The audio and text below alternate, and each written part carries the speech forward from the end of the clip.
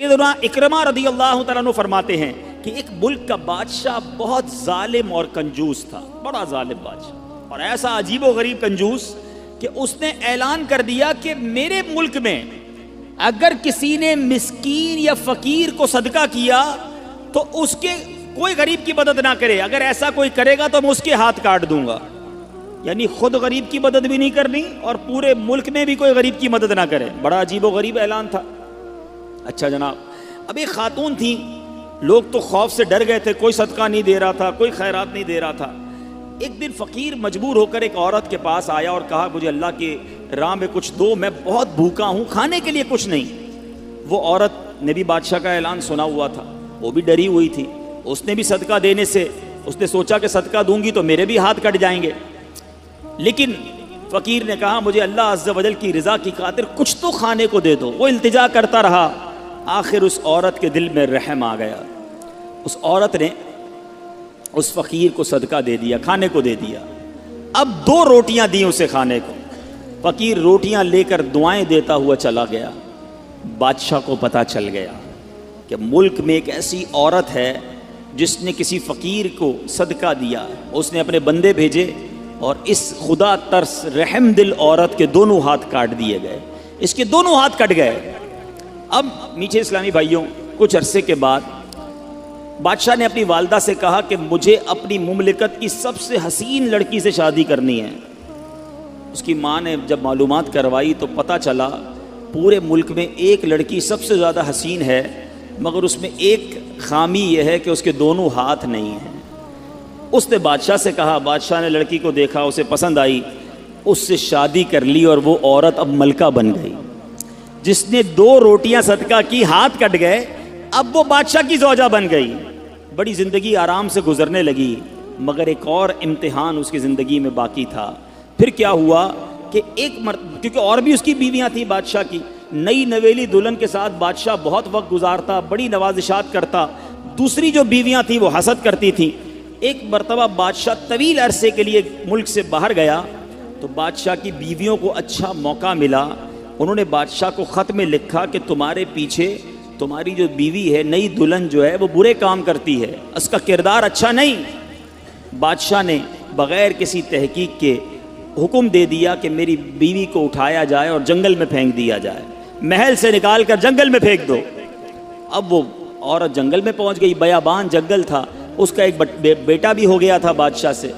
اب اتنی دیر میں میرے میٹھے اسلامی بھائیوں، وہ عورت اس جنگل میں نہر میں پانی پینے کے لیے جھکی تو اس کے ہاتھ سے وہ بچہ بھی پانی میں گر گیا، زور زور سے رونے لگی، بچہ بھی پانی میں ہے، دونوں ہاتھ بھی نہیں ہیں، پکارے تو کسے پکارے؟ اچانک 2 خوبصورت نوجوان آئے، انہوں نے کہا آپ کیوں رو رہی ہیں؟ کہا میرا بچہ پانی میں چلا گیا ہے۔ اس نے فوراً اس نوجوان نے آگے جا کر اس بچے کو پانی سے نکالا، کہا اور آپ کو کچھ چاہیے تو بتائیے، کوئی اور آپ کی خواہش ہو تو بتائیے، کچھ اور آپ دعا کرنا چاہیں۔ تو اس عورت نے کہا کہ میرے ہاتھ مجھے واپس مل جائیں۔ ان نوجوانوں نے دعا کی، اللہ تعالیٰ نے دونوں ہاتھ بھی اسے واپس کر دیے۔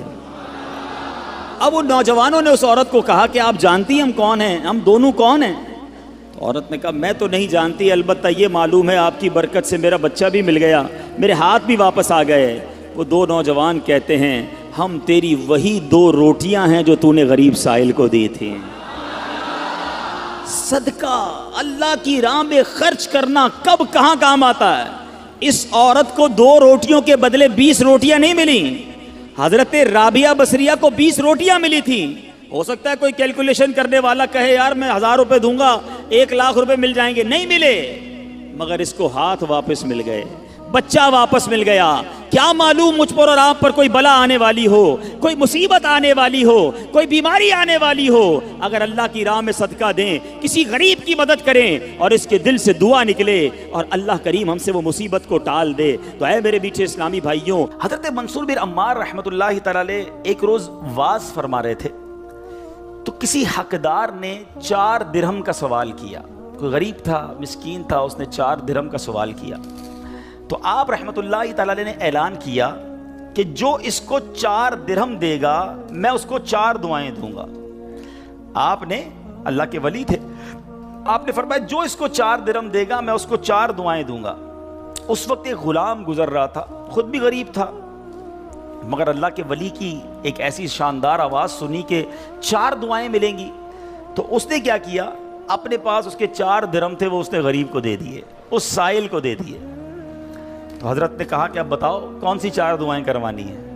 کہ حضرت پہلی دعا تو کر دیں کہ میں غلامی سے آزاد کر دیا جاؤں، غلام ہوں، غلامی سے میری آزادی ہو جائے۔ نمبر 2، مجھے ان درہم کا بدلہ بھی مل جائے، 4 درہم دے تو دیے، مجھے اس کا بدلہ بھی مل جائے۔ تیسری دعا حضور یہ کر دیں مجھے اور میرے آقا کو توبہ نصیب ہو جائے۔ چوتھی دعا یہ کر دیں کہ میری، میرے آقا کی، آپ کی اور تمام حاضرین کی بخشش ہو جائے۔ 4 بڑی پیاری دعائیں کروا لی اس نے جناب۔ اب آقا کے پاس جب وہ غلام پہنچا تو آقا کہتا اتنی دیر کیوں ہو گئی، کدھر رہ گئے تھے بھائی، کئی کام سے بھیجا تھا، اتنا لیٹ؟ کہتا ہے حضور ایسا ایسا ماجرا ہوا، راستے میں حضرت منصور اللہ کے ولی وہ کہہ رہے تھے جو 4 درہم دے دے میں 4 دعائیں کروں گا، میں نے تو 4 درہم دی اور 4 دعائیں کروا کے آیا ہوں۔ کہا اچھا بتاؤ دعائیں کون سی تھیں؟ پہلی دعا بتاؤ۔ کہا حضور میں نے پہلی دعا تو کی کہ اللہ مجھے غلامی سے آزاد کر دے۔ آقا کہتا ہے جا تو غلامی سے آزاد ہے۔ پہلی دعا فوراً قبول ہو گئی نا، پہلے آقا کو دعا سنائی، آقا کہتا ہے جا تو غلامی سے آزاد۔ کہا بتا دوسری دعا کون سی کروا کے آیا؟ کہا حضور دوسری دعا میں نے یہ کی کہ جو 4 درہم میں نے دیے ہیں مجھے اس کا بدلہ مل جائے۔ غریب آدمی تھا ظاہر ہے، تو آقا نے کہا کہ میں نے تجھے 4 درہم کے بدلے 4000 درہم دیے۔ ارے بھائی واہ بھائی، تیسری دعا بتا کون سی کروا کے آیا؟ کہا حضور تیسری دعا میں نے کی کہ مجھے اور میرے آقا کو گناہوں سے توبہ کی توفیق نصیب ہو۔ یہ سنتے ہی آقا واقعی آقا تھا، اس کی زبان پر استغفار جاری ہو گیا، کہنے لگا یا اللہ میں اپنے پچھلے سارے گناہوں سے توبہ کرتا ہوں۔ کہا اب بتا چوتھی دعا کیا کروائی تھی؟ کہا حضور چوتھی دعا یہ تھی کہ آپ کی یعنی میرے آقا کی، میری اور تمام حاضرین اجتماع کی مغفرت ہو جائے۔ یہ سن کر آقا نے کہا 3 باتیں تو میرے اختیار میں تھیں، وہ میں نے کر لی، چوتھی میرے ہاتھ میں نہیں ہے، مغفرت کرنا تو اللہ کا کام ہے نا۔ اسی رات آقا نے خواب میں کسی کہنے والے کو سنا کہ جو تمہارے اختیار میں تھا وہ تم نے کر دیا، اور میں ارحم الراحمین ہوں، میں نے تمہیں، تمہارے غلام کو، منصور بن عمار کو اور تمام حاضرین کو بخش دیا ہے۔ کیا بات ہے، کیا بات ہے، سبحان اللہ ہے۔ یہ میرے میٹھے اسلامی بھائیوں، یہ واقعہ جو ہے یہ کتنی زبردست موٹیویشن ہے کہ ہمیں نہیں پتا ہوتا، کسی غریب کی مدد کر کے، کسی محتاج کی مدد کر کے، کسی پریشان حال بندے کی مدد کر کے ہم کبھی کبھی ایسی دعا لے لیتے ہیں کہ ہمیں اندازہ بھی نہیں ہوتا، اور وہ ایسی دعا دے دیتا ہے کہ بگڑی بن جاتی ہے، مشکلیں ٹل جاتی ہیں۔ یہ دعائیں لینے والے بنیے، اللہ کی راہ میں خرچ کریں گے۔ آج واقعی میں صحیح بتا رہا ہوں، تو یہ بعض اوقات ایک کیفیت ہوتی ہے انسان کی کہ جب انسان کسی کی مدد کرتا ہے یا کوئی ایسا کام کرتا ہے جس سے کسی کے دل سے دعا نکلتی ہے، اور یہ تو اللہ کے ولی تھے نا، انہوں نے ہاتھ اٹھا کر یہ 4 دعائیں کی، تو سیکھنے کو یہ ملا کہ بعض اوقات اللہ کی راہ میں خرچ کر کے ہم وہ حاصل کر سکتے ہیں جو برسوں میں حاصل نہیں کر سکتے، وہ نعمتیں، وہ برکتیں حاصل ہو جاتی ہیں، وہ پریشانیاں دور ہو جاتی ہیں۔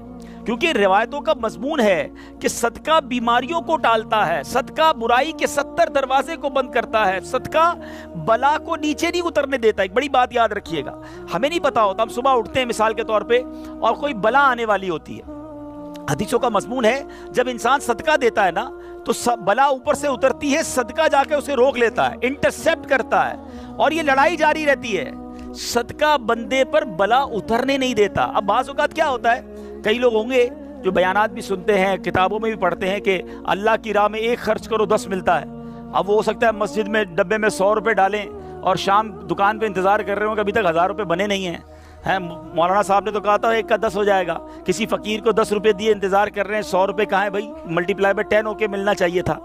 تو ہم صرف مالی فائدہ سوچ رہے ہیں۔ میں آپ سے پوچھنا چاہتا ہوں، آپ نے اللہ کی راہ میں خرچ کیا 1000 روپے، 10,000 روپے یا 1,00,000 روپے، اور اب آپ منتظر ہیں کہ ملٹی پلائی ہو جائے، لیکن کیا معلوم آپ کے گھر میں آگ لگنے والی تھی، کیا معلوم آپ کا روڈ پر ایکسیڈنٹ ہونے والا تھا، کیا معلوم آپ کا بچہ جو باہر کھیل رہا تھا